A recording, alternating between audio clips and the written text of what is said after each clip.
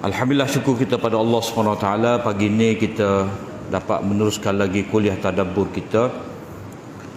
Dan pagi ini kita masuk surah Ali Imran. Surah Ali Imran ni ada 200 ayat. Juga surah Madaniyah, iaitu surah yang diturunkan kepada Nabi SAW setelah daripada hijrah.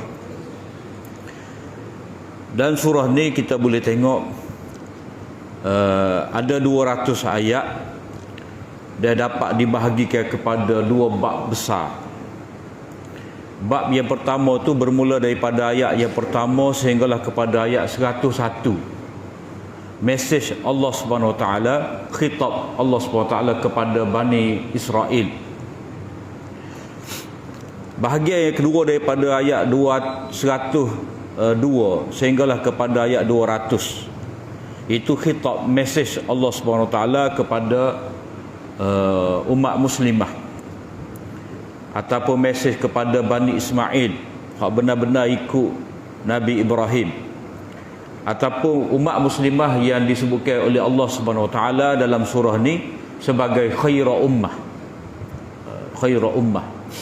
Oleh kerana mereka ni layak menjadi saksi, menerima dengan sepenuhnya wahyu Allah Subhanahu Wa Taala, maka mereka tu berjihad menegakkan perintah-perintah Allah Ta'ala, maka layaklah umat muslimah ni dipanggil sebagai khaira ummah, sebaik-baik ummah. Jadi bahagian yang pertama 100, daripada ayat pertama sampai 101 tu, kebanyakan ayat tu dia dalam bentuk mujadalah ataupun mukhasamah. Satu bahagian yang penting dalam ilmu-ilmu Al-Quran ni iaitu ilmu tentang perdebatan, mujadalah, mukhasamah, untuk lawan ahli-ahli batin. Yang mana ahli batin ni orang yang berpegang dengan agama yang sesat, mereka menyeleweng daripada kebenaran, mereka banyak syubhat-syubhat, dakwaan-dakwaan sangkaan mereka. Maka kita boleh tengok di sini satu persatu Allah Subhanahu Wa Taala menjawab, menundukkan, menjelaskan kekeliruan mereka itu supaya mereka ni balik semula kepada agama yang benar. Kemudian bahagian ayat yang kedua 102 sampailah kepada ayat 200 tu, itu kebanyakannya dalam bentuk amali, dalam bentuk praktikal. Yang mana umat muslimah ni bila mereka itu berdoa kepada Allah SWT, wansurna 'alal qaumil kafirin, di akhir daripada ayat 286 tu.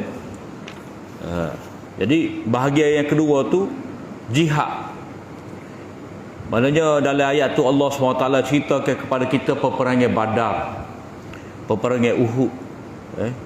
Dan banyak pengajaran di sebalik peperangan Badar dan peperangan Uhud itu. Dan sebelum nak masuk perang tu, macam mana umat Islam itu diminta supaya bertakwa dengan sebenar-benarnya kepada Allah SWT. Sehinggalah pada akhir surah tu Allah SWT memberi peringatan, pesanan yang begitu besar kepada kita supaya tetap bersabar. Ya ayyuhallazina amanu sabiru wasabiru warabitu. Bersabar. Tingkatkan kesabaran kamu itu sehingga lebih daripada kesabaran orang kafir, dan kukuhkanlah pertahanan kamu. Kukuhkanlah pertahanan kamu. Wattaqullah, dan bertakwalah kamu kepada Allah SWT. Mudah-mudahan kamu mendapat kemenangan, dapat kejayaan. Jadi macam mana nak berhadapan dengan musuh? Yang pertama dengan cara ilmu. Cara ilmu itu bahagian yang pertama surah. Mujadalah, mukhasamah, berdakwah dengan menjelaskan, merungkaikan segala syubhat-syubhat. Dan bahagian yang kedua menegakkan agama Allah Ta'ala dengan cara jihad. Bila begitu orang Islam akan dapat kemenangan.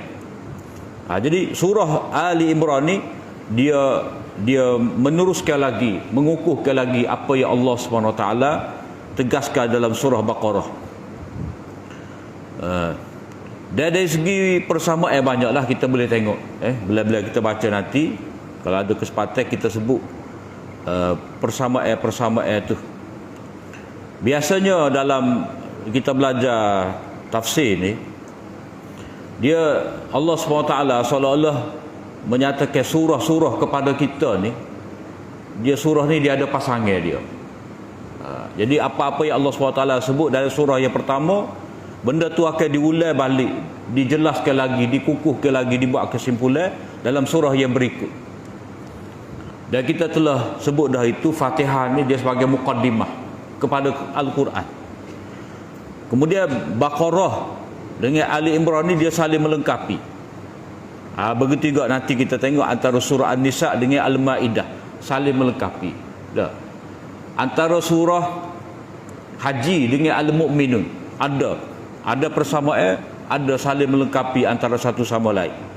Dan ini sebenarnya ada isyarat daripada Nabi SAW sendiri, seperti Nabi SAW menamakan surah Baqarah dengan surah Ali Imran ni sebagai Az-Zahrawain, dua surah yang gilang gemilang.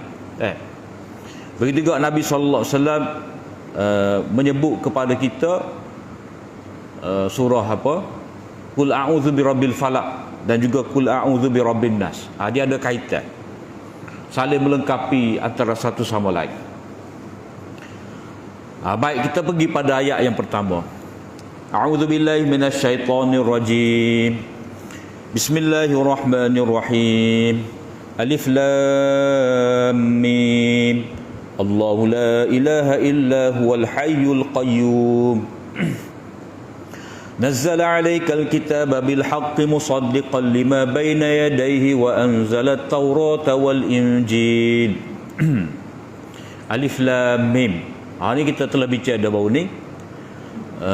Jadi di antara persamaan antara surah Baqarah dengan surah Ali Imran, sebab kedua-duanya itu dimulakan dengan Alif Lam Mim.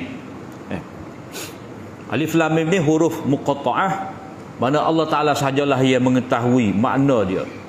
Cuma kita sebagai umat ni, dalam letak diri kita ni sebagai seorang yang baru belajar, belajar Al-Quran itu seperti budak-budak belajar huruf. Kena letak kita ni sebagai orang yang baru belajar, nak dapat hidayah, nak dapat ilmu dari Al-Quran. Allahu la ilaha illa huwal hayyul qayyum. Allah itu tiada Tuhan melainkan Dia yang bersifat dengan maha hidup dan maha mentadbir.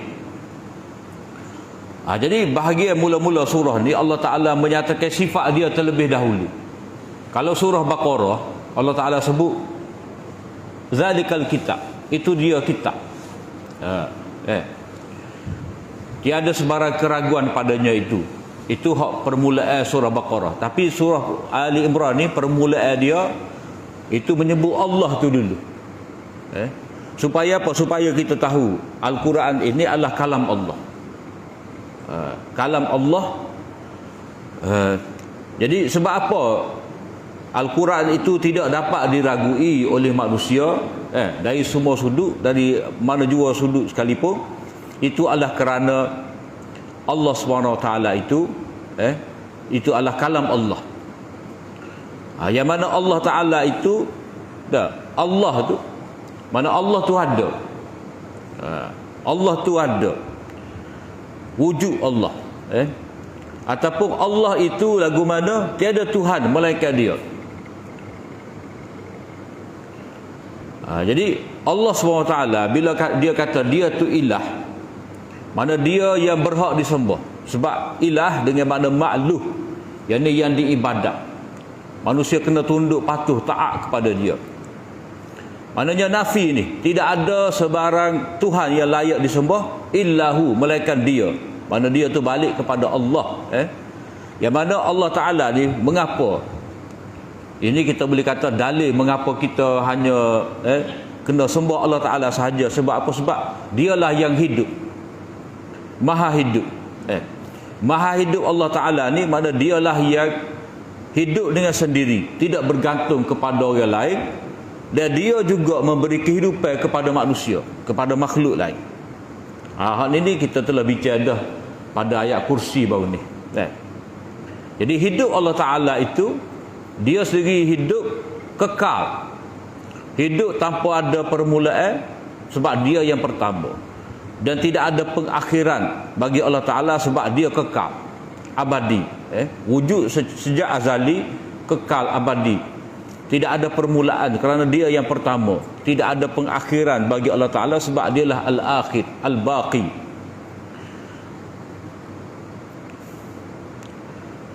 Itu sebab apa Allah SWT berhak, layak disembah. Al-Qayyum, yang maha mentadbir. Mana Allah Ta'ala ni, dia hidup dengan sendiri dia, tidak bergantung kepada orang lain. Dan dia ni pula mentadbir. Bila dia mentadbir, maka seluruh makhluk-makhluk ni berhajat kepada dia. Jadi Qayyum itu menggambarkan Allah Subhanahu Wa Taala mengatur urusan manusia. Dan ini maksud kepada rububiyah. Rububiyah itu iaitu Allah Ta'ala yang mencipta dan dia mentadbir. Dia tidak membiarkan makhluk dia tu hidup dengan sendiri, dia mengatur. Di antara bentuk qayyumiyah Allah Ta'ala, Allah SWT yang mentadbir ni, pentadbiran yang paling besar iaitu Allah SWT memberi hidayat kepada manusia. Jadi contoh sifat qayyumiyah Allah Ta'ala, nazzala alaikal kitaba bil haqq musaddiqan lima baina yadayhi wa anzala at-taurata wal injil. Allah Ta'ala lah yang menurunkan kepada engkau wahai Muhammad kitab Al-Quran. Mana turun tadi? Nazzala, mana turun dengan berasu-asu. Turun berasu-asu kepada engkau itu wahai Muhammad bil haq, dengan membawa kebenaran. Bila kata dengan membawa kebenaran, maka kebatilan pasti akan terhapus. Jadi di sini Allah SWT menyebut, kalau tajuk besar kan, sejarah hidayah. Sejarah hidayah. Jadi Allah Ta'ala lepas dia mencipta manusia ni, dia mentadbir, mengatur rezeki, perjalanan semua ni, Allah Ta'ala di antara qayyumiyah dia tu, dia memberi hidayah kepada manusia. Jadi ini berkenaan dengan sejarah hidayah.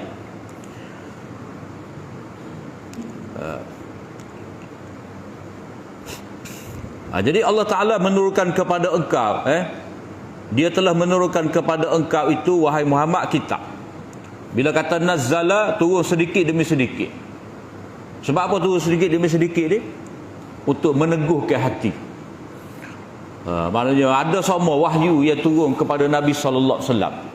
Jadi sentiasa mari Allah SWT sentiasa menurunkan wahyu kepada Nabi SAW sedikit demi sedikit. Ini kita boleh tengok di awal juzuk yang ke-19.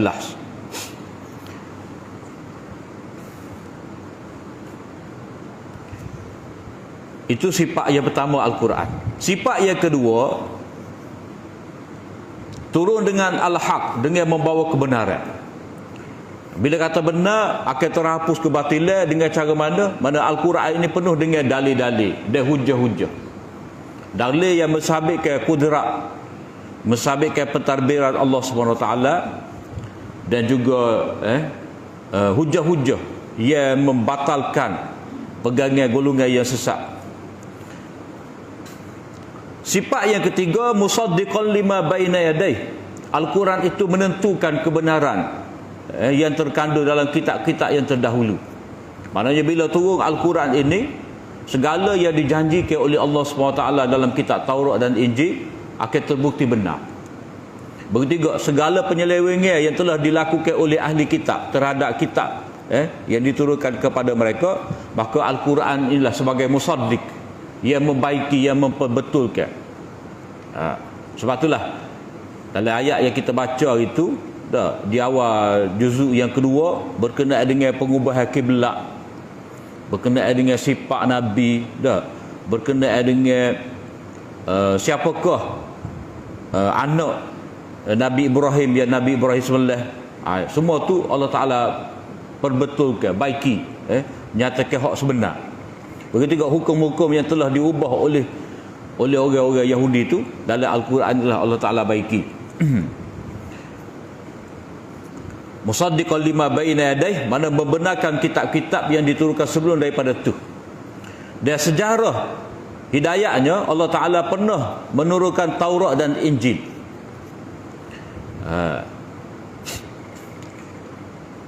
Min qabl, mana sebelum daripada turunnya Al-Quran.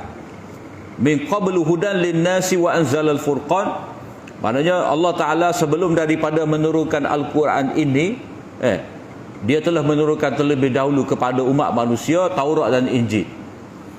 Kemudian Allah SWT wa anzalal furqan, menurunkan Al-Quran, menurunkan Al-Quran yang merupakan furqan.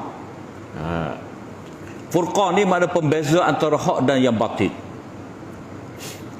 Tetapi manusia ni dalam keadaan sifat-sifat Al-Quran itu yang begitu sempurna, dan penurunan Al-Quran ini bukanlah satu yang pelik, yang asing kepada manusia. Sebab apa?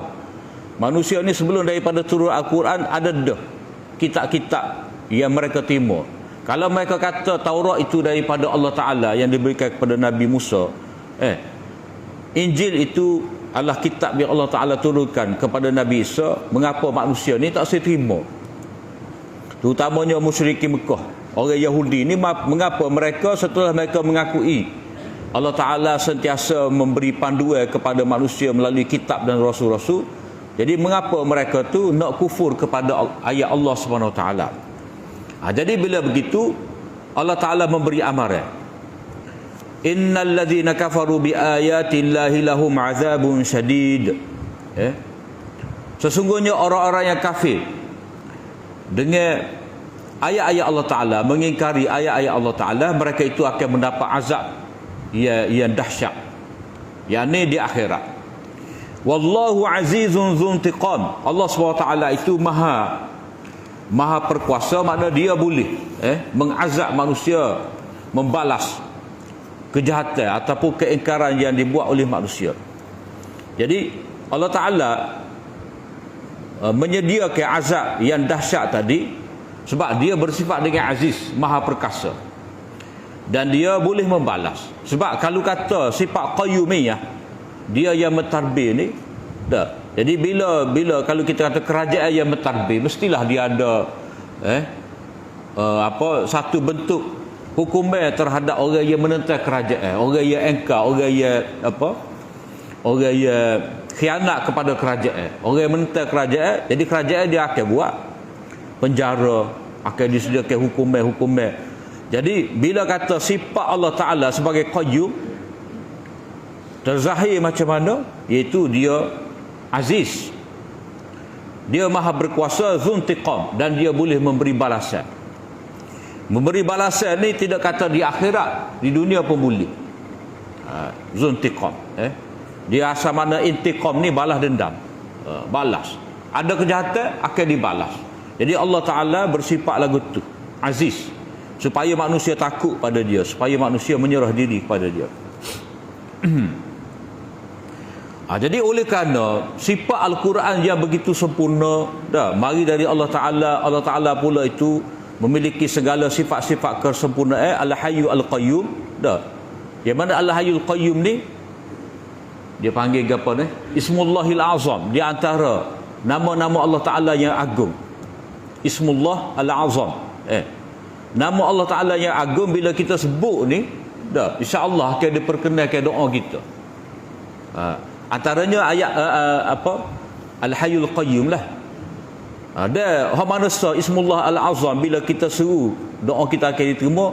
Ini pun diibhamkan oleh Allah Ta'ala, tidak dijelaskan dengan khusus oleh Nabi SAW. Jadi bergantung kepada kita kena beristihad, kena cari, seperti mana kita cari malam Lailatul Qadar. Kita cari malam Lailatul Qadar, itu tidak ditentukan oleh Allah Ta'ala malam berapa. Begitu juga waktu makbul pada hari Jumaat. Jadi kita kena cari. Jadi Ismullah Al-Azam ni antara yang disebutkan oleh ulama, iaitu Al-Hayyul Qayyum. Maka sebab itulah bila kita berdoa, kita kata Ya Hayyu Ya Qayyum, birahmatika nastaghith, birahmatika astaghith aslih li sya'ni kullah. Wahai Allah Ta'ala yang bersifat dengan hayy, hidup, dia tak mati, ya. Dan qayyum, mentadbir, aku minta pertolongan dengan engkau, baikilah keadaan diri aku. Birahmatika astaghith, dengan rahmat engkau aku minta pertolongan. Jadi kita menyebut nama Allah, kita terang-terang bertawassul, sebut nama Allah Ta'ala, berdoa dengan menyebut nama Allah Ta'ala. Kemudian di antara sifat yang menunjukkan Allah Ta'ala ni qayyum, iaitu ilmu yang sempurna dan maha meliputi. Sama ada benda yang ada di alam semesta ni ataupun benda yang tersembunyi. Inna Allah la yakhfa alaihi syai'un fil ardi wala fis sama'. Sesungguhnya Allah Subhanahu Wa Ta'ala itu tidak tersembunyi kepadanya sesuatu pun di langit, di bumi dan juga di langit. Dalam ilmu dia berlaku. Mana dia yang mentadbir, dia yang mencipta. Dah. Oleh kerana Allah Ta'ala ni qaimun bil qist. Allah Ta'ala menegakkan keadilan. Allah Ta'ala dia mentadbir dengan keadilan.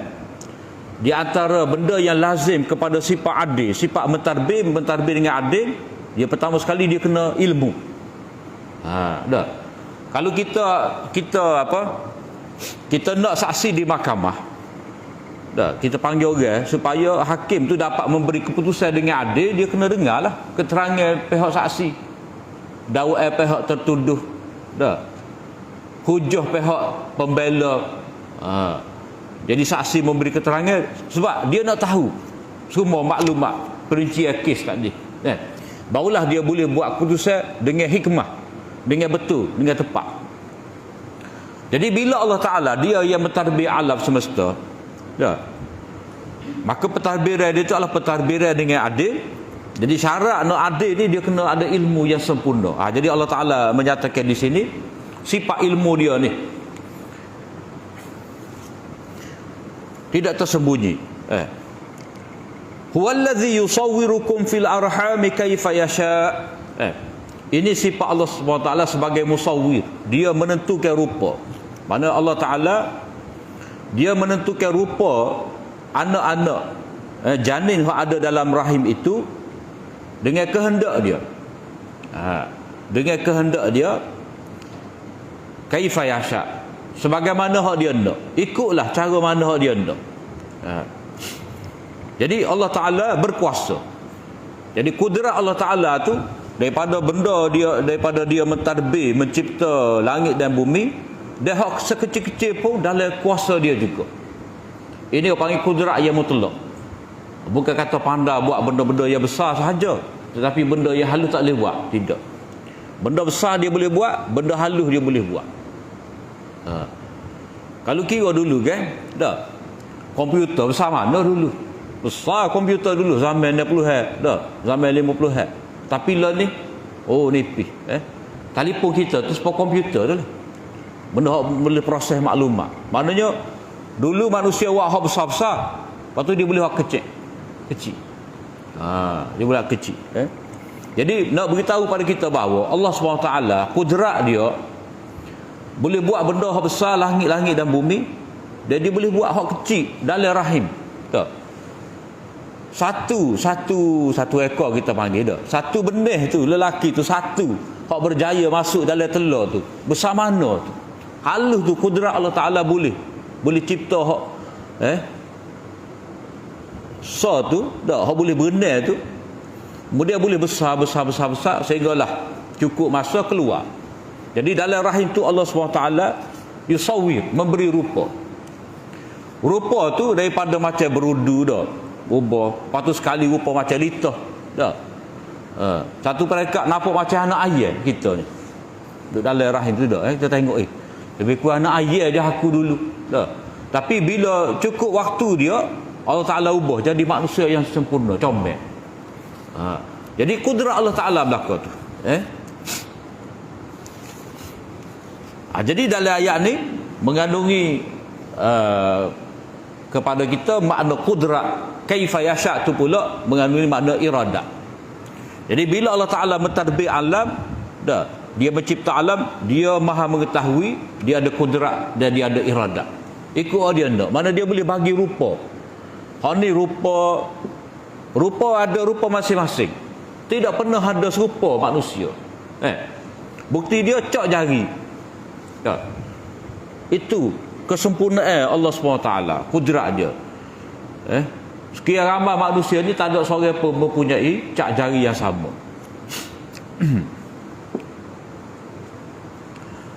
Begitu juga Allah SWT bila disebut dalam rahim ni, dah. Nabi Isa, Nabi Isa tu pun Allah Ta'ala bentukkan dalam rahim Maryam. Jadi dia ada isyarat dah di sini dengan sifat al-hayy, hidup. Sebab orang Kristian yang sembah Nabi Isa, dia pun kan kata Isa ni mati. Malah matinya Nabi Isa tu adalah satu pengorbanan. Seorang anak kata dia berkorban, menebus diri dia untuk seluruh manusia, untuk keselamatan semua manusia, salvation, untuk menyelamatkan manusia tu daripada dosa warisan. Tu bagai karut yang dicipta oleh orang Nasrani. Jadi dia sembah Nabi Isa, pokok ni sembah Nabi Isa, tapi dia kata Nabi Isa mati sebagai satu pengorbanan. Jadi nak jadi Tuhan macam mana kalau mati? Sebab itulah awal-awal lagi Allah Ta'ala isyarat al-hayyu ni. Allah Ta'ala hidup, tidak mati. Jadi kalau mati macam mana nak mentadbir? Kemudian Nabi Isa ni dia tidak Tuhan, tidak anak Tuhan, sebab dia mengalami proses macam manusia juga. Walaupun bermula dengan kun, Allah Ta'ala kata kun, maka adalah dia tu dalam perut ibu dia. Tapi proses tu proses sama juga. Seperti mana wanita lain hamil, Maryam pun lagu tu jugalah. Jadi Allah Ta'ala boleh kaifa yasha, maknanya yusawwirukum fil arham kaifa yasha, mengikut dia nak, yang ni walaupun tanpa bapa boleh. La ilaha illahu huwal azizul hakim. Tiada Tuhan melainkan Allah. Diulang balik kalimah tauhid tadi. Tiada Tuhan melainkan dia yang bersifat dengan aziz, al-hakim, yang maha bijaksana. Jadi hak ni diulang la ilaha illahu ni sebagai natijah daripada tauhid tadi. Maknanya hak mula-mula Allahu la ilaha illahu tu dia panggil dakwah. Allah tiada Tuhan yang layak disembah melainkan dia. Sebab apa? Dalil dalil tadi dah, hayyu qayyum, menurunkan kitab, memberi hidayah pada manusia. Sapalah kepada kaifa yasha, mengikut kehendak dia. La ilaha illahu ni natijah daripada dalil-dalil tadi. Maknanya tidak ada siapa pun yang dapat mengingkari hakikat tauhid. Hakikat tauhid.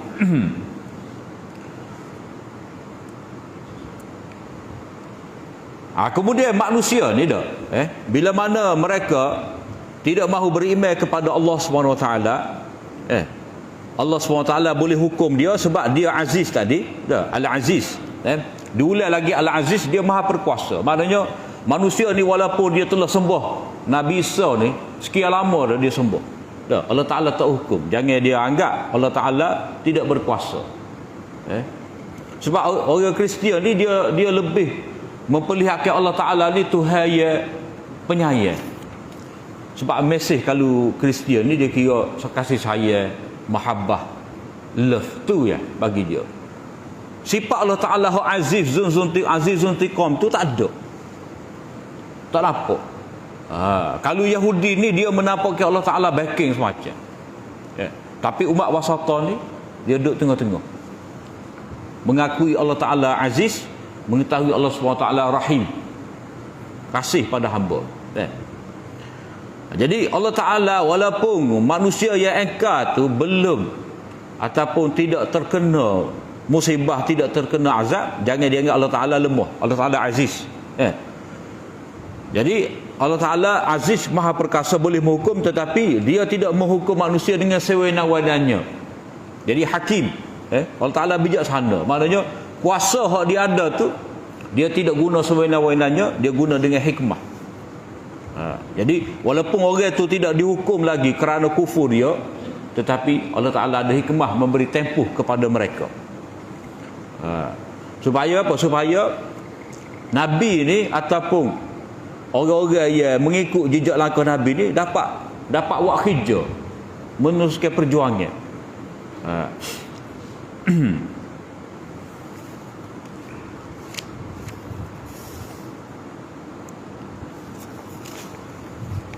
Kemudian Allah SWT menyebut bila mana dia telah menurunkan kitab kepada kita, macam mana tu kitab menjadi furqan, menjadi hidayah kepada manusia.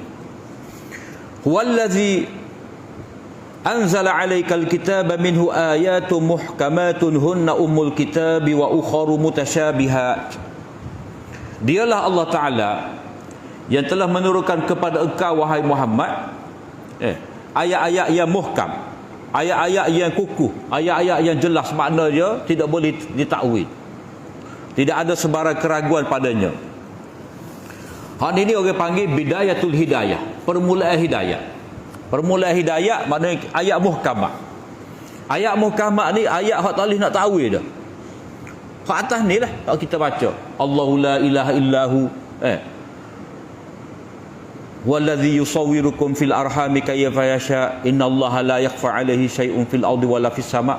Ini adalah ayat-ayat muhkamah, jelas tentang tauhid pada Allah Taala, tidak ada kesamaran.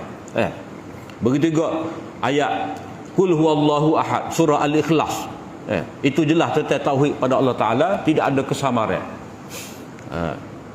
Jadi hunna ummul kitab itu adalah ibu kitab. Maknanya itu adalah intisari kita, asas kepada kita, tempat rujukan. Wa ukharu mutasyabihat, dan beberapa ayat yang lain merupakan mutasyabihat, ada kesamaran. Jadi oleh kerana kitab ni kitab hidayah, dan hidayah ni ada syarat-syarat dia. Begitu juga manusia ni Allah SWT letakkan manusia ni atas dunia di bawah konun ibtila, undang-undang ujian. Supaya ada manusia dapat terima hidayah dengan ikhlas, dia ada hak tidak terima hidayah. Jadi Allah Ta'ala uji manusia dengan ada ayat muhkamat dan ada ayat mutasyabihat. Ayat mutasyabihat ni maknanya ayat ia ada kesamaran, ayat yang tidak apa jelas. Sebabnya antara satu ayat tu dengan ayat lain dia ada kesamaran. Contoh gapo? Contoh contohnya kita ambil surah Al-Anbiya ayat 91. Wallati ahsanat farjaha fanafakhna fiha min ruhina waja'alnaha wa ibnaha ayatan lil alamin. Dan wanita yang mensucikan kehormatan diri dia, yakni Maryam, ibu pada Nabi Isa, dan kami tiupkan padanya itu ruh kami, dan kami jadikan dia dan juga anaknya itu sebagai tanda yang besar kepada seluruh manusia. Jadi kalimah fanafakhna fihi min ruhina itu satu bentuk mutasyabihat. Sebab apa? Ruh Allah. Jadi ruh Allah ni, kalau manusia berhajat kepada ruh untuk ada, bernyawa. Jadi ruh Allah Ta'ala ni macam mana? Allah Ta'ala ada ruh kau? Lepas tu ruh Allah Ta'ala diberikan kepada Nabi Isa. Jadi apakah ruh itu sebahagian jadi daripada Allah, telah menjadi sebahagian daripada Nabi Isa? Kalau lagu tu betul lah. Orang-orang Nasrani kata Nabi Isa tu anak Tuhan. Sebab juzuk Allah Ta'ala, ruh Allah Ta'ala ada pada Nabi Isa. Itu mutasyabihat. Jadi mutasyabihat tu dia anggap sama. Dia sama antara Allah dengan Nabi Isa. Jadi orang Kristian dia pegang dengan hak ni. Dia pegang dengan hak ni. Sebab dia tengok Nabi Isa ni pelik. Pelik kejadian dia tu tak ada apa-apa. Lepas tu disebutkan pula dalam Quran, bila demon ni baca dalam Quran, dia kata kitab Quran kamu ni ada menyebut tentang akidah kita bahawa Nabi Isa itu anak Tuhan. Dia pun buat dalil dengan ayat tadi. Sedangkan ruh Allah, ruh kami itu, ni orang panggil idhafat tashrif, idhafat milik ni orang panggil. Kalau kita kata Baitullah, rumah Allah, Allah Ta'ala duduk situ kau. Sebab itulah dia kena balik kepada ayat muhkam. Jadi hak keliru tadi kena balik pada ayat muhkam. Ruh Allah tu dengan makna apa? Kena balik mengikut kaedah. Orang panggil sandaran ni sandaran kemuliaan.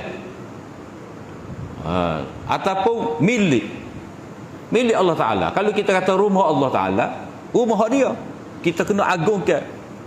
Bukan Allah Ta'ala duduk situ. Kalau kata rumah kita sekalipun, tidak semestinya kita duduk situ. Kalau kita bisa sewa kat orang, tahu? Begitu juga naqatullah, untuk Allah. Untuk Allah. Mana Allah Ta'ala bila popok samuk ni minta bukti mukjizat daripada Nabi Saleh, Allah Ta'ala keluarkan unta daripada batu. Jadi kata naqatullah. Jadi untuk Allah tu adakah juzuk Allah unta tu? Tak ada siapa kata. Jadi mengapa orang-orang Yahudi, orang Kristian ni dia boleh jadi sesat sebab dia tuju pada ayat mutasyabihat tadi. Sebab dalam hati dia tu fa'ammal ladzina fi qulubihim zaighun, sebab dalam hati mereka tu ada penyelewengan, taiwing dah mikir. Dan kalau kira sebenarnya ia merosakkan agama Nabi ni, agama Nabi Isa ni Paulus lah. Paulus hak ia mendakwa Nabi Isa ni anak Tuhan. Dan dia pun kalau kira asalnya Yahudi juga Paulus ni. Jadi Paulus inilah dia telah pegang dengan hak mutasyabihat tu. Mutasyabihat macam mana?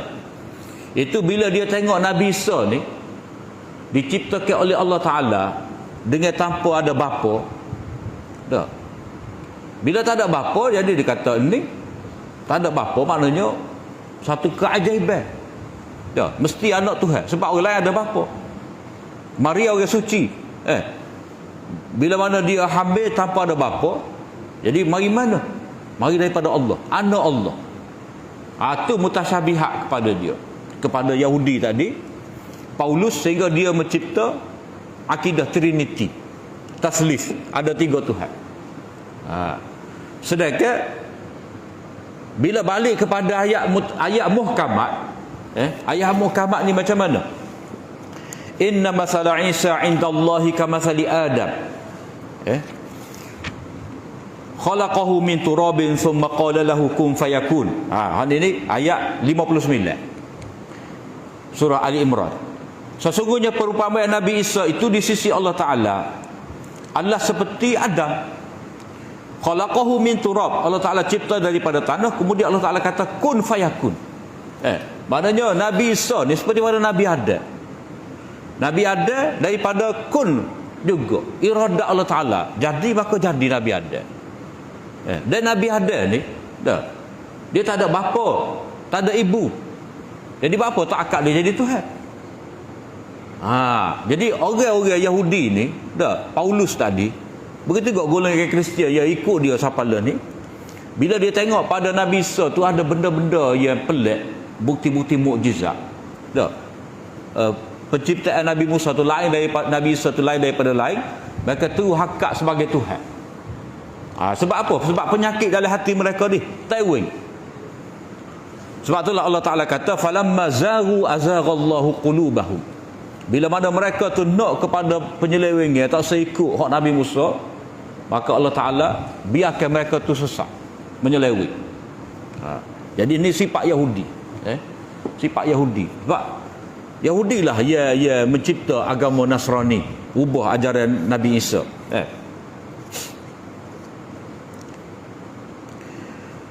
Jadi fayattabi'una ma tashabaha min. Mereka ni duk turut, duk cari ayat-ayat yang mutasyabihat ni, yang mengelirukan.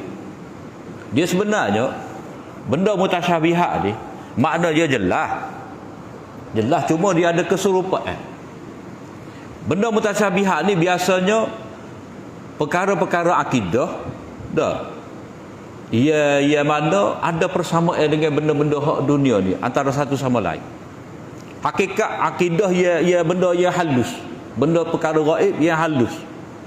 Jadi Allah Ta'ala tidak uji kepada manusia benda mutasyabihat ni pada asal akidah. Sebab kalau asal akidah ni, benda tu dia tidak mutasyabihat, jelas. Sebab Allah Ta'ala kata laisa kamitslihi syai'un, tidak ada sesuatu pun seperti dia. Jadi benda-benda yang mutasyabihat ni, kalau ada keserupaan antara satu sama lain, biasanya benda-benda yang halus, benda-benda terperinci. Macam kita kata sungai dalam syurga, tak? Apakah sama dengan sungai dalam dunia? Tak. Kalau kata penjaga neraka, apakah sama dengan penjaga hak atas dunia ni? Jadi orang hak menyeleweng macam musyrikin Mekah. Bila Allah Taala kata penjaga neraka tu ada 19 orang malaikat, dah alaiha 19. Jadi mereka pun buat nganyi.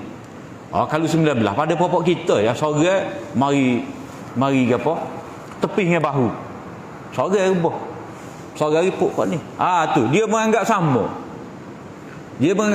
Jadi sebab itulah dalam hadis Nabi SAW menyebut dalam asar daripada Ibnu Abbas kata apa-apa yang ada dalam syurga tu dia tak sama dengan apa-apa yang ada atas dunia, sebab dia hanya sama dari segi nama je. Sebab itulah kalau kata sifat Allah Ta'ala ada keserupaan dengan makhluk, tak timbul sebenarnya. Sebab kalau ayat muhkamat laisa kamitslihi, sebab kalau kata Allah Ta'ala hidup, tak serupa dengan hidup kita. Walaupun sama pada nama, tapi tak sama pada hakikat. Sama pada nama. Jadi benda mutasyabihat ni kadang-kadang, dan memanglah kita tidak dapat capai hakikat dia. Letterik ni pun kita tak tahu hakikat dia. Tapi kalau kena, kita beringat, tak tutup suhin nak tukar bulapu. Sebab kita faham hakikat letterik tu kita tak bahas dah. Tapi kalau kita nak tukar bulapu, kita tutup dulu, kena dia kanjar. Jadi banyak benda-benda atas dunia ni hakikat dia kita tidak tahu. Tapi kita kena percaya. Jadi Allah Ta'ala uji manusia dengan mutasyabihat. Tapi orang tu kalau dia tidak ada zaighun dalam hati dia, dia boleh menerima ayat-ayat Allah Ta'ala dengan mudah. Kalau masalahnya manusia ni, dia selalu akak tak depan benda mutasyabihat, sehingga hak mutasyabihat pun dia kata mutasyabihat. Jadi kalau kita belajar sifat-sifat Allah Ta'ala ni, bila Allah Ta'ala sabitkan satu benda tu untuk diri dia, Allah Ta'ala sebut tentang dia mencipta, dia mentadbir, dia mendengar, dia melihat, dia mengetahui, semua tu kita terima sebagai sifat mutlak dia, tak serupa dengan makhluk. Laisa kamitslihi. Jadi tak perlulah kita nak kara, nak tuai koksi, tak perlu. Sebab daripada awal lagi. Sebab itulah kita kata ayat muhkamat ni adalah bidayatul hidayah. Kita kena bermula situ. Kita belajar tauhid ni bermula daripada hak jelas, muhkamat tadi. Adapun hak mutasyabihat tu, itu dia kira panggil Allah Ta'ala sebut benda-benda yang detail tentang perkara gaib. Dan itu jadi ujian yang besar lah kepada orang yang ada masalah dalam hati dia. Dan apa-apa yang Allah SWT sebut kepada kita tu, dia sebenarnya tidak mutasyabihat. Tak mutasyabihat. Sebab apa? Sebab daripada dulu lagi laisa kamitslihi, Allah Ta'ala nyatakan tak ada serupa pun dengan dia. Jadi bila Allah Ta'ala nisbahkan perbuatan tu kepada dia, Allah Ta'ala menyatakan benda tu adalah sifat dia, memang tak akan serupa. Tak payah kita bayangkan lah. Kalau kita bayangkan, rosak kita. Sebab itulah kalau kita kata Allah mari, Allah turun, Allah istiwa atas arasy, benda tu kita faham. Cuma dalam hati kita ni kena tak sama bahawa tak serupa. Tak serupa. Seperti mana kita terima Allah Ta'ala mendengar, tak serupa dengan kita mendengar, walaupun ada sama pada nama. Cuma Allah Ta'ala kena ayatlah pada kita dengan perkataan yang sama untuk menyatakan sifat kita, sifat dia tu. Sebab kita nak faham, kita boleh faham. Pada hakikatnya tak sama. Sifat Allah Ta'ala dengan sifat kita, perbuatan dia dengan perbuatan kita. Tetapi bila dia nak menzahirkan, menyatakan kepada kita, nak ceritakan kepada kita kesempurnaan dia pada diri kita, mestilah dia ambil perkataan-perkataan yang kita faham. Jadi di situ sebenarnya tidak ada mutasyabihat. Sebab kalau nak kira mutasyabihat pada satu sifat Allah Ta'ala turun ke, Allah Ta'ala mari ke, Allah Ta'ala istiwa ke, kita kena kata semua mutasyabihat. Mendengar pun mutasyabihat, melihat pun mutasyabihat, mengetahui pun mutasyabihat, berkuasa pun mutasyabihat. Sebab apa? Sebab ada berlaku pada kita. Sebab itulah titik tolak kita dalam bab ni ummul kita, ibu kita. Kalau ada masalah, kita tak apa jelas. Mutasyabihat ni kadang-kadang nisbah pada individu. Kita sendiri tak apa jelas, kita kena balik kepada hak asal, muhkamat. Maka sebab itulah Allah Ta'ala kata ummul kitab, ibu kita. Ibu kita ni macam mana? Ibu. Dah. Anak ni bila dia teringat pada mak dia. Dah. Bila dia ada masalah, dia cari mak. Orang ni lama merantau. Dah. Dia akan balik kampung dia. Tak boleh balik raya, dia balik megang puasa. Itu sifat. Jadi ayat-ayat mutasyabihat ni, ayat-ayat yang tidak apa jelas kepada kita ni, maka kita kena balik kepada ayat muhkamat. Kalau kata lagu mana sungai dalam syurga ni, sungai madu, sungai susu, tak payah fikir. Sebab apa? Sebab Allah Ta'ala kata fala ta'lamu nafsum ma ukhfiya lahum. Tak ada siapa tahu pun apa yang telah Allah Ta'ala sediakan untuk ahli syurga ni, nikmat-nikmat. Kena balik situ. Fala ta'lamu nafsum ma ukhfiya lahum. Tak ada siapa pun manusia ni yang mengetahui nikmat yang Allah SWT cadar untuk dia. Cuma disebutkan nama tu supaya kita naik angin sikitlah, celak putih mata. Semangat nak beramal. Jadi orang yang menyeleweng ada dalam hati dia tadi, dia suka ikut mutasyabihat, dia kutip itu je. Golongan Nasrani pun mari berhujah dengan Nabi pun dia kutip ini juga. Orang yang tak teguh dengan akidah, dia cara duk akak ayat mutasyabihat lah kepada dia. Kepada orang beriman tidak mutasyabihat kepada dia. Dia duk faham mutasyabihat. Tak boleh ni kalau gitu kita kata Tuhan serupa kita. Itu masalah dia tu. Sebab dia suka cari ayat-ayat lagu tu. Sedangkan kita ni jadikan muhkamat sebagai titik tolak bidayatul hidayah kita. Permulaan hidayah. Tujuan dia ibtigha al-fitnah wa ibtigha at-ta'wil. Tujuan dia mereka ni nak cetuskan kecoh. Nak cari fitnah, nak memalingkan manusia daripada agama tauhid kepada agama syirik. Agama yang benar-benar berpegang dengan tauhid yang tulus, mereka nak tukar kepada agama syirik. Fitnah. Supaya manusia ni tinggal kitab Allah, tinggal sunnah Nabi, tinggal agama yang benar. Wa ibtigha at-ta'wil. Dan mereka cuba nak mentakwilkan. Mentakwilkan. Maknanya seolah-olah mereka ni dapat mengetahui maksud tu. Jadi mereka, bila mana mereka nak hurai, mereka nak memberi huraian seolah-olah mereka sendiri tahu. Takwil tu maknanya tafsir yang sebenar.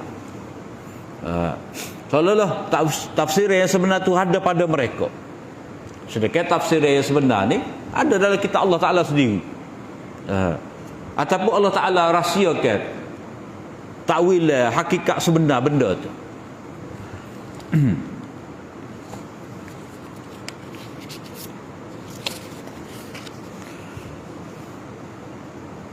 Wa ma ya'lamu ta'wilahu illa Allah. Allah Ta'ala sahajalah yang mengetahui tafsiran dia, yakni hakikat sebenar. Jadi kalau kata Allah Ta'ala tu sifat ilmu dia lagu mana, dia sendiri yang tahu. Macam mana Allah Ta'ala boleh mentarbih, macam mana Allah Ta'ala tidak tidur, tidak mengatuk, lagu mana? Lagu mana? Dah, tak payah fikir, dia sendiri yang mengetahui hakikat cara dia mentarbih. Macam mana Allah Ta'ala boleh cipta benda ni, semua benda tidak tersembunyi pada dia, jatuh selah daun dia tahu. Dah, daun kering ke, daun basah ke, dalam ilmu dia. Macam mana? Allah Ta'ala sendiri tahu hakikat dia. Dah. Cuma kita diberitahu oleh Allah Ta'ala, kita kena timut. Warasikhuna fil ilmi yaquluna amanna bih kullum min indi rabbina. Ni lawan kepada golongan yang menyeleweng tadi. Orang yang teguh dalam ilmu dia, orang yang teguh dalam ilmu ni dia, sebab apa? Sebab mereka ni dia tidak ikut mutasyabihat, dia ikut muhkamat. Orang yang menyeleweng dia ikut mutasyabihat. Ar-rasikhun dalam ilmu ni orang yang teguh sebab dia ikut muhkamat, dia berpegang dengan muhkamat.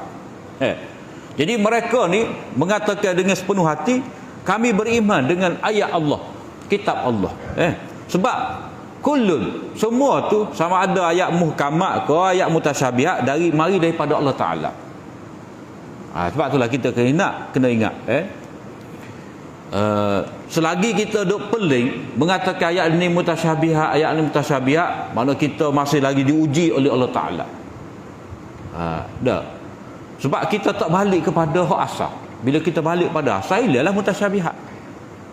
Kalau kata alif lam mim tu dia tidak mutasyabihat, hak tu dikira rahsia Allah Ta'ala.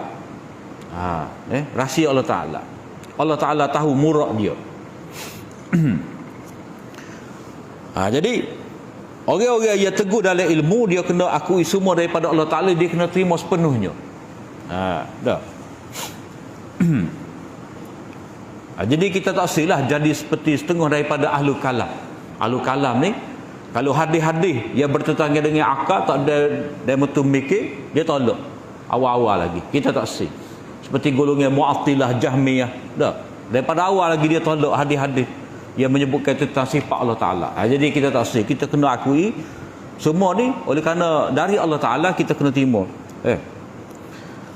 Jadi selagi kita duk peling lagi dengan ayat-ayat mutasyabihat, maknanya kita belum kukuh lagi dalam ilmu kita. Kita kena balik kepada ayat muhkamat semua. Ada kekeliruan, balik kepada ayat muhkamat. Jelas, baru teguh ilmu, teguh akidah. Kalau tidak, dia akan jadi yudillu bihi katsira. Yudillu bihi katsira. Allah Ta'ala boleh menyesatkan manusia tadi dengan kitab Quran itu sendiri. Kitab Quran, kitab hidayah. Dia kalau salah faham, salah pemahaman, boleh jadi sesat juga. Wa ma yadhakkaru illa ulul albab. Tidaklah ia selalu beringat, memberi perhatian tentang perkara ni melainkan ulul albab, orang yang menggunakan dengan sebaik-baiknya akal fikiran dia, orang yang ada selalu tazakkur. Sebab tazakkur ni mikir semacam tazakkur ni mana dia tak boleh lari daripada tadabbur. Orang yang selalu mentadabbur ayat-ayat Allah Ta'ala, maka akan hasil dalam dirinya itu tazakkur. Seperti mana dalam surah Sad. Surah Sad ni ayat 29 apa?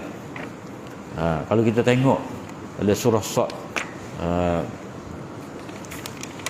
ayat 29, kitabun anzalnahu ilaika mubarakun liyadabbaru ayatih. Itu dia Quran, kami turunkannya kepada engkau wahai Muhammad, mengandungi banyak keberkatan, liyadabbaru ayatih, supaya mereka tadabbur ayat-ayat dia, waliyatadzakkara ulul albab, supaya orang yang cerdik tu dia boleh tazakkur. Maknanya tazakkur ni mari macam mana? Setelah dia tadabbur, dia habis masa dengan ayat-ayat Allah Ta'ala, tadabbur, cuba faham, maka akan hasil kepada dia tu tazakkur, sifat selalu beringat. Jadi kita kena tadabbur semua ayat-ayat Allah Ta'ala, maka akan hilanglah zaighun, taiwing ataupun suka ikut mutasyabihat, akan hilang. Jadi punca manusia ni terlalu memperbesarkan ayat-ayat mutasyabihat ni, duk akak cuba nak mengelirukan orang, sebab dia tidak tadabbur. Bila tidak tadabbur, maka dia tidak ada tazakkur. Kemudian doa orang yang teguh dalam ilmu dia, Rabbana la tuzigh qulubana ba'da idh hadaitana. Orang yang teguh dalam ilmu dia ni, orang yang dapat hidayah dah, dia sentiasa bimbang, takut cabut iman dia, maka mereka ni berdoa, wahai Tuhan kami, janganlah engkau palingkan hati kami ni setelah mana engkau memberi hidayah pada kami. Maknanya ini doa minta kekal di atas hidayah. Siapa dia minta ni? Ar-rasikhuna fil ilmi. Kita walaupun ada ilmu, kita kena ingat hidayah milik Allah Ta'ala. Sebab ilmu dengan hidayah dua benda yang berbeza. Sebab hidayah ni kita dapat mencapai redha Allah Ta'ala, diberi taufik. Walaupun ilmu tu satu bentuk hidayah, tetapi itu hanya baru nampak jalan. Hak kita nak je wusul ilal matlub, sampai kepada matlamat. Ilmu ni baru duduk atas jalan, tahu nak gimana dah. Di GPS tu nampak dah. Tapi kalau kita tak berhias, tak jalan tu mengikut panduan tu, tak ke siapa. Jadi hak kita naknya sampai wusul ilal matlub. Wahab lana min ladunka rahmah, kurniakanlah kepada kami dari sisi engkau itu rahmat. Maknanya kita kena letak dalam diri kita ni sentiasa berharap kepada rahmat Allah Ta'ala. Kita tak boleh rasa kita ni kaya, kita berhajat pada rahmat Allah Ta'ala. Innaka antal wahhab, sesungguhnya engkau ya Allah maha memberi. Sebab itulah kita minta. Ini doa sebagai keyakinan orang-orang yang teguh ilmu dia.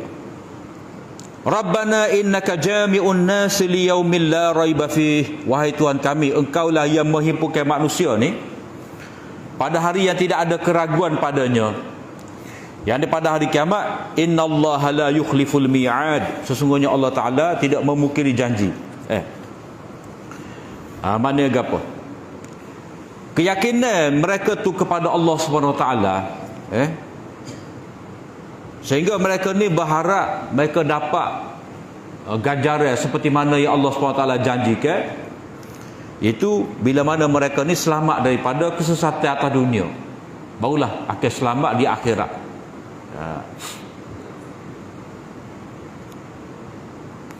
Dan dapat bersama dengan para nabi. Dapat bersama dengan para nabi dan syuhada salihin di akhirat. Innallaha la yukhliful mi'ad. Allah SWT tidak memungkiri janji. Hak ni kena tengok dalam ayat 193 surah ni.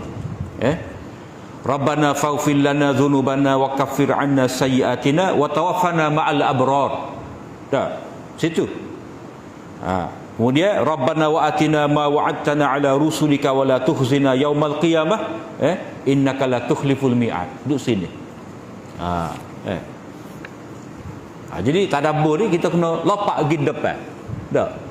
Undur pergi belakang. Baru panggil tadabbur baca Quran tu sebab gini, sebab Allah Ta'ala tetapkan ayat ni dalam surah. Maknanya dalam lingkungan. Tak lari. Bila tak lari, tafsiran satu tempat dia kena cari dalam surah tu dulu mula-mula. Cari depan, cari ujung, cari tengah. Lepas tu barulah kita cari dalam surah lain. Sebab nama surah tu pagar, kota. Bila kata kota, dia ada kedai, dia ada rumah, dia ada tempat-tempat nego, tempat pejabat, masjid ke apa semua. Duduk dalam tu juga. Allah Ta'ala letak tu susun comel. Ni orang panggil kaitan awal surah dengan akhir surah.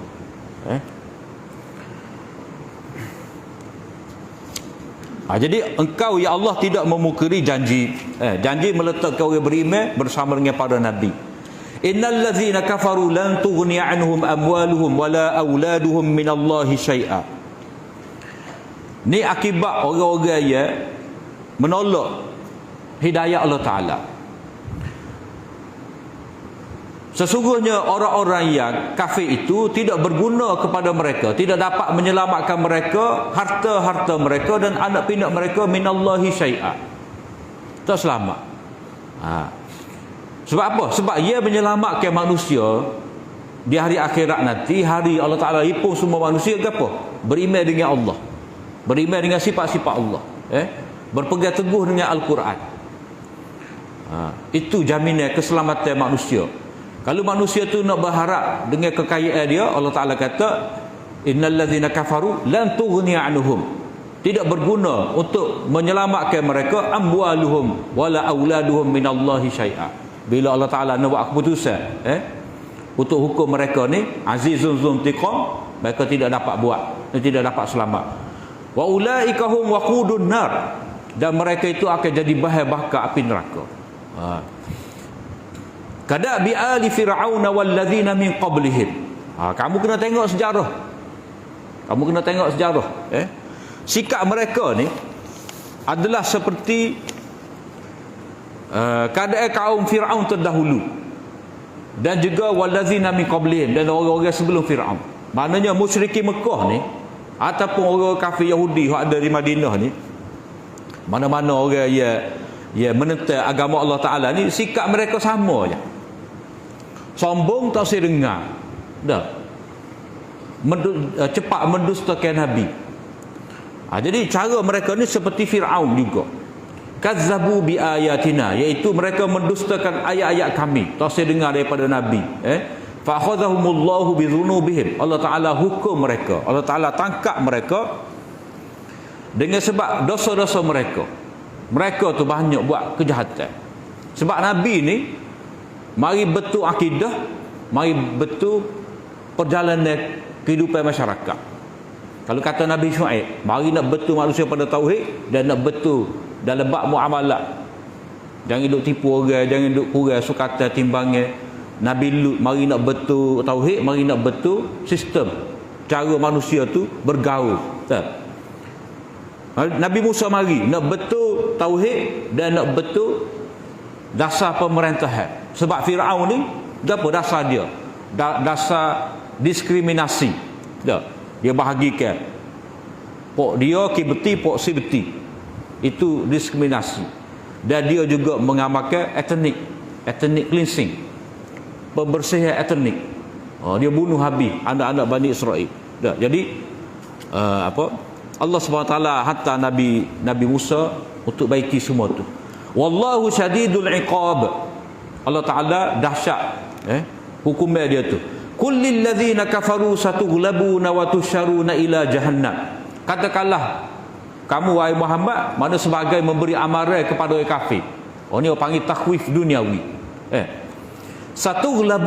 Satughlabuna, pasti kamu akan dikalahkan, wa tusharuna ila jahannam, kamu akan dihimpunkan di pada mahsyar nanti. Wa bi'sal mihad, dan itu adalah seburuk-buruk tempat kembali. Hal ini isyarat dari Allah Ta'ala tentang peperangan Badar. Nabi akan menang. Tapi tak ayat lah. Kalau ayat ni sahabat faham je lah. Lagu mana tak tahu. Tapi Allah Ta'ala memberi janji kepada Nabi supaya kata pada orang kafir akan dikalahkan, mana Nabi akan menang. Bila tak tahu. Tapi ada isyarat. Qad kana lakum ayatun fi fi'atayn iltaqata, telah menjadi tanda yang besar. Maknanya ini terbukti janji Allah. Ayat 12 janji Allah. Ayat 12 tu janji Allah Ta'ala kepada Nabi akan mengalahkan orang-orang kafir. Dan dalam masa yang sama itu adalah amaran kepada orang kafir.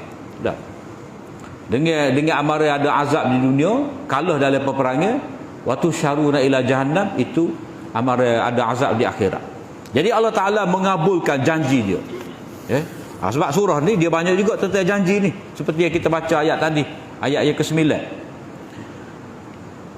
Qad kana lakum ayatun fi fi'atayn iltaqata, sesungguhnya telah ada satu bukti yang besar. Nakirah ni besar, pada dua pihak yang bertembung. Maknanya tentera Islam dengan kafir Quraisy. Fi'atun tuqatilu fi sabilillahi wa ukhra kafiratun yarawnahum mislaihim ra'yal 'ain. Satu kumpulan yang berperang di jalan Allah Ta'ala. Satu kumpulan yang kafir, yang mana mereka tu melihat kumpulan yang pertama dua kali ganda bila mana mereka lihat dengan mata kepala mereka. Jadi Allah Ta'ala nak menyatakan pertembungan antara mukmin, tentera mukmin dengan tentera kafir. Dia dalam bahasa Arab ni dia panggil apa, hamba tak ingat dah. Dia bila sebut dua perkara, dua benda yang bertentangan, memadai sebut sifat yang ada pada satu pihak, tak perlu sebut pada pihak yang lain, tapi kita boleh faham. Ayat Allah Ta'ala ringkas. Kalau kita baca ni dia akan tubik gini, kalau kita buat ayat kita dia akan tubik gini. Fi'atun mu'minatun tuqatilu fi sabilillah wa fi'atun ukhra kafiratun tuqatilu fi sabilit taghut. Tu dia jadi gitu ayat. Jadi kalau kita terjemuh, satu kumpulan mukmin berperang di jalan Allah Ta'ala, dan satu kumpulan yang kafir berperang di jalan taghut. Sebab jalan Allah lawan dia jalan taghut. Allah Ta'ala tak sebut. Jadi orang kafir yang berperang di jalan taghut tadi, dia nampak orang beriman dua kali ganda. Jadi orang kafir nampak orang beriman dua kali ganda. Dah. Orang beriman pun dah nampak orang kafir macam mana? Nampak sikit. Nampak sikit. Wallahu yu'ayyidu binasrihi man yasha'. Dan Allah Ta'ala menyokong tentera-tentera dia tu dengan pertolongannya siapa-siapa hak dia nak. Yang ni mengikut konun dia, peraturan dia. Peraturan Allah Ta'ala dalam bab nusrah. Hak ni ada, nanti kita akan jumpa, dipanggil konun nusrah. Ketetapan Allah Ta'ala untuk menolong hamba dia. Jadi bila kata masyiatullah, kehendak Allah Ta'ala, jadi kehendak Allah Ta'ala tu undang-undang dia, peraturan dia, sunnatullah. Hal ini dia akan ada nanti dalam ayat yang dalam bahagian kumpulan bab yang kedua, bila mana tentera peperangan Badar sekali, peperangan Uhud sekali. Inna fi dzalika la'ibratan liulil absar. Dan sesungguhnya pada perkara pertembungan tadi benar-benar menjadi pengajaran yang besar kepada orang-orang yang perhati molek, yang berfikiran, yang celik mata hatinya. Kemudian Allah SWT menyebut sebab ia menghalang manusia daripada menerima hidayat tadi. Dah. Ataupun sebab kepada manusia ni suka kepada fitnah, suka kepada penyelewengan. Sebab yang menghalang manusia daripada menerima hidayah Al-Quran, iaitu zuyyina lin-nasi hubbus syahawati minan nisa'i wal banin. Timbul dalam diri manusia itu cinta, dia nampak comel, nampak indah, benda-benda syahwat. Hak setuju dengan angin dia. Jadi manusia ni, dia kerana dia cinta kepada syubhat, kerana dia cinta pada syahwat ni lah, dia terdedah kepada syubhat. Dia suka, dia suka buat syubhat, dia suka ikut syubhat. Jadi hak mutasyabihat tu satu bentuk syubhat, tak jelas, kekeliruan. Punca dia sebab dia sayang ni benda-benda syahwat, tak tinggal. Maka sebab itulah dia kekal dalam kekufuran. Dia suka kepada wanita. Cinta kepada wanita menyebabkan manusia ni tak tinggal jalan syirik. Dah. Cinta kepada anak-anak. Wal qanatiril muqantarah. Harta benda yang bertimbul-timbul. Minaz zahabi wal fiddah. Mah dan perak, dinar dan dirham. Dah. Ni semua cinta dunia ni yang menguasai manusia sehingga manusia tidak mahu beriman kepada Allah Ta'ala. Wal khailil musawwamah, iaitu kuda yang terlatih, kuda yang mahal. Musawwamah ni mana ada tompuk-tompuk yang comel, ghurrah dia tu, putih, comel kaki, comel di dahi dia tu, harga yang mahal. Wal an'am, binatang ternakan, lambai kekayaan orang dulu. Harta boleh kecek. Harta beg tu boleh kecek tu, harta juga tu. Wal harth, dan kebun tanaman, kekayaan. Zalika mata'ul hayatid dunya, itu hanyalah kesenangan dunia. Yang ni sebentar, sekejap aja. Wallahu indahu husnul ma'ab, sedangkan di sisi Allah Ta'ala ada tempat kembali yang sebaik-baiknya. Jadi hak ni bagi sebentar, bagi main, suka sebentar je. Allah Ta'ala memberi peringatan pada kita.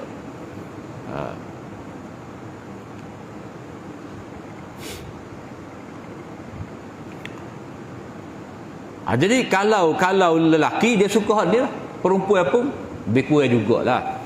Suka kalau perempuan, sebab sama je. Cuma adalah beza-beza secara terperinci tu. Tapi hak benda yang dicintai oleh lelaki, hak perempuan pun lagu ni juga. Kemudian sikap ahli kebenaran. Oleh kerana dunia ni sebagai kesenangan, orang ulul absar tadi dia nampak macam mana? Ulul albab tadi. Ulul albab, ulul absar. Kalau ada mata hati tu dia nampak kesenangan dunia ni sebagai gapo? Mana dia tidaklah menikmati dengan sepenuhnya, dengan sepuas-puasnya syahwat tadi. Sebab dia tahu di akhirat ada lebih besar lagi. Jadi orang ada mata hati ni, dia tidak berjoli, bermewah dengan benda-benda ni walaupun dia ada, dan dia tidak jadikan benda ni sebagai matlamat hidup sehingga dia sanggup tinggalkan iman, tauhid pada Allah Ta'ala. Jadi sikap ahli beriman ni, Allah Ta'ala kata, Kul a'unabbi'ukum bi khairim min zalikum. Tidak mahukah aku beritahu kepada kamu hak lebih baik lagi daripada tu? Gapo? Lillazina taqaw inda rabbihim jannatun tajri min tahtihal anhar. Di sisi Tuhan mereka itu, untuk orang yang bertakwa ada syurga-syurga, kebun-kebun yang mengalir di bawahnya itu sungai. Kali ini kita balik tengok ayat ke 20 berapa gitu. 25. Tengok situlah ayat 25. Khalidina fiha wa azwajum mutahharah. Isteri yang suci. Maknanya tidak terusik, tak ada siapa nak kheli. Suci, bersih hati, bersih tubuh badan dia, tidak ada haid, tidak ada najis. Wa ridwanun minallah. Keredaan dari Allah Ta'ala.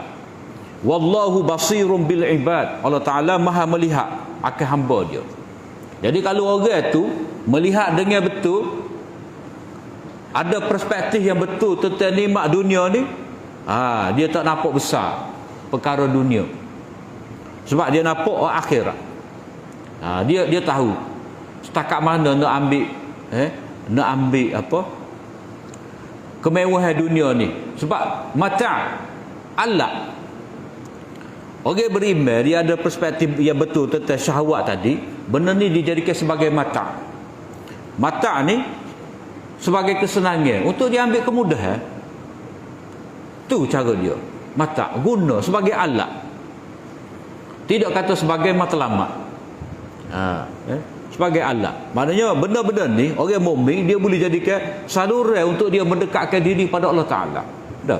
Kalau dia ada isteri inilah yang urus. Baju dia basuh, gosok, agak apa lagi, makan minum, isteri jaga. Tak ada isteri susah. Jadi isteri khidmat. Kemudian ada mah perak, boleh infak fi sabilillah, ada kuda bagi perang, ada kereta, boleh guna untuk apa keperluan hidup kita. Ada an'am sebagai makanan kita boleh buat nego tanaman untuk kita makan. Jadi semua ni mata' Allah, bukan matlamat. Itu ulul absar. Jadi bila dia nampak maka betul lah tidak tanduk dia. Jadi Allah Ta'ala melihat hamba dia, mana hamba dia yang betul tidak tanduk dia tadi. Macam mana dia guna nikmat-nikmat tadi, Allah Ta'ala tahu. Mana dia guna untuk fi sabilillah.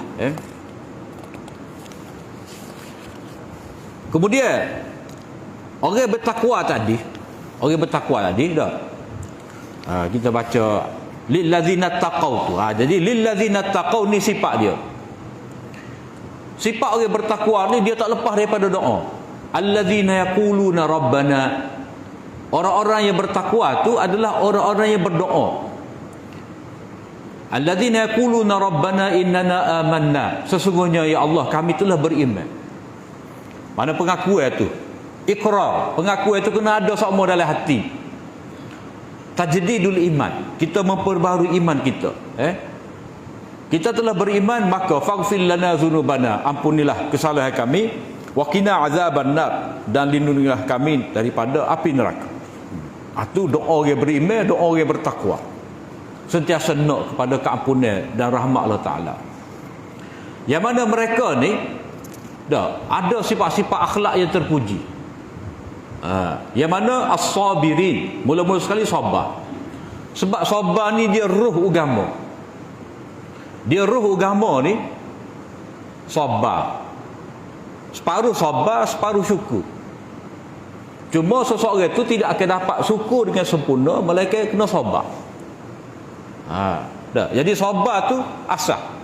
Bila kata sabar, dia kena ada syukur. Tapi Allah Ta'ala tak sebutlah syukur di sini. Sebab bila kata sabar, jadi ahli tafsir seperti Maulana Islahi, Farahi apa semua, dia kata sabar ni itu adalah regu, pelengkap syarat kepada syukur.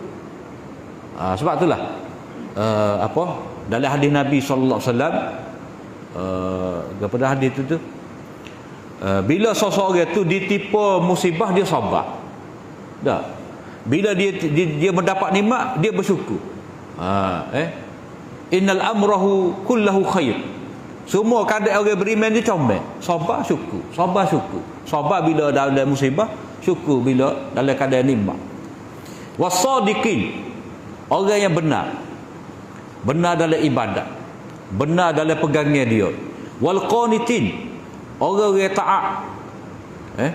Orang yang taat ya qunut. Qunut ni makna taat, tunduk kepada Allah Subhanahu Wa Taala. Dia sibuk dengan perintah-perintah Allah Taala. Dia tidak dilalaikan dalam dia beribadat pada Allah Taala tu dengan urusan dunia. Qunut ni mana barang dunia tu tak masuk dalam ibadat dia. Dia taat pada Allah Taala. Wal munfiqin, dan dia membelanjakan harta dia. Jadi harta hak perhiasan dunia tadi, dia dapat infak. Dia dapat infak. Wal mustaghfirin bil ashar. Orang yang istighfar pada waktu sahur. Istighfar saja ke? Mana dia berdoa, dia semaya malam. Dia semaya malam. Sebab kalau kita tengok dalam surah Az-Zariyat tu, dia dia tahajud dan dia istighfar.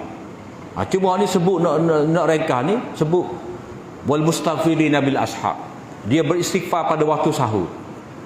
Bila beristighfar dalam waktu sahur ni, pertama qiyamul lail satu. Qiyamul lail. Yang kedua puasa. Kalau nak sebut belaka was-saimin wal qaimin bil lail, panjanglah pula. Jadi Allah Taala sebut isyarat-isyarat. Jadi hak ni kita kena cari dalam ayat yang lain. Jadi kalau kata istighfar pada waktu sahur, apa Allah Taala tidak kata wal mustaghfirina qabla al-fajri. Dia beristighfar sebelum subuh. Tapi sebut sahur ni, kalau kata sahur puasa, mana isyarat dia ni infak, qiyamul lail dan puasa. Puasa.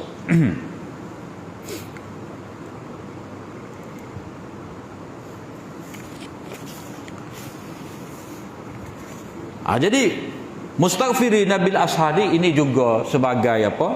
Sebagai tanda dia takut kepada Allah Taala. Sebab selalunya ada perintah istighfar ni lepas daripada ibadat. Macam kita baca ayat haji kan? Kita baca ayat haji itu mana dah? Ayat 199. Muka surat 31.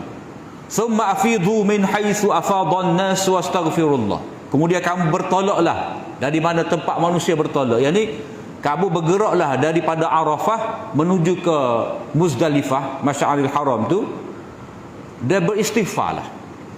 Mana lepas daripada wukuf di Arafah kamu istighfar. Jadi lepas daripada ibadat istighfar.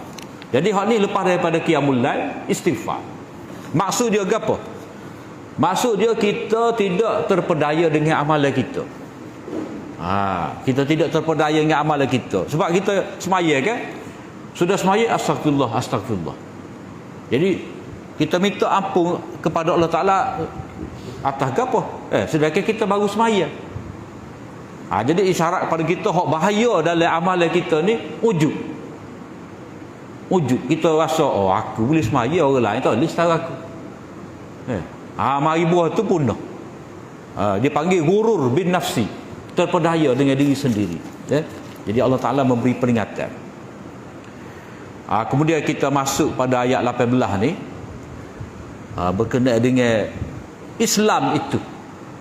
Islam itu agama tauhid. Jadi kita telah baca dah daripada ayat 1 sampai 17 ni sebagai mukaddimah bahagian ni. Asas tauhid. Islam sebagai agama tauhid kena jelas. Kena jelas tentang sifat-sifat Allah Taala, sifat-sifat Al-Quran. Kita akan berhadapan golongan yang menyeleweng. Dah. Lepas tu macam mana ahli tauhid tadi perspektif dia terhadap dunia, perjuangan dia. Maka Allah SWT ulai balik tentang perkara tauhid ni dengan dia kata syahidallah. Allah Taala jadi saksi. Persaksian daripada Allah Taala tentang agama tauhid. Innad dina indallah. Itu insya-Allah kita akan sambung kita karalah asal kara. Apa yang baik dari Allah SWT dan apa yang kurang itu daripada kelemahan diri hamba. Aku li qauli hadza wa astaghfirullah li wa lakum. Assalamualaikum warahmatullahi wabarakatuh.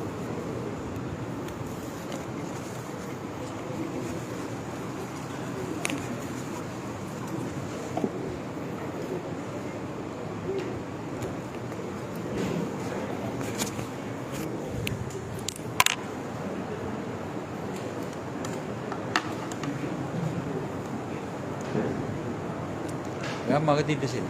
Ada ramai. Ramai mana? Ada.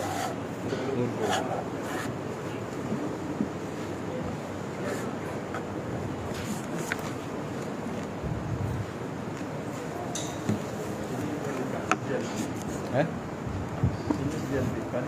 Ramai ni kalau kena sedian depan. Dia buat. Kamu tadi tadi. Ya. Oh, beri. No, dia tengok. Oh, bosok kaya. Ada tak? Ada apa? Oh, hati. Oh,